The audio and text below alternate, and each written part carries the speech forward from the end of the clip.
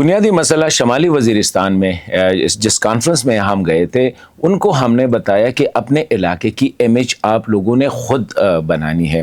ज़्यादातर कवरेज जो होती है वो दहशत गर्दों की होती है, दहशत गर्दी रिलेटेड जो डेवलपमेंट्स है उनकी होती है, ऑपरेशंस की होती है, ब्लास्ट की होती है, सुसाइड बॉम्बर्स की होती है।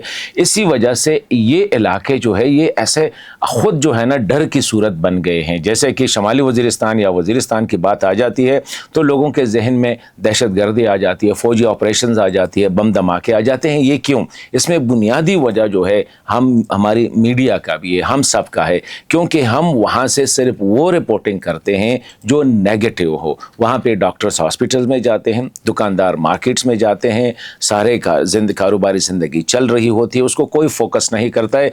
ज़्यादातर हम जो पर्पस सर्व करते हैं वो हम दहशत गर्दों का, मिलिटेंट्स का, वो चाहते हैं कि दहशत गर्दी पहले। और अब पूरे पाकिस्तान में हमारी इमेज या हमारा चेहरा जो है वज़ीरिस्तान का वो यही है कि यहाँ पे सिर्फ दहशत गर्द है। और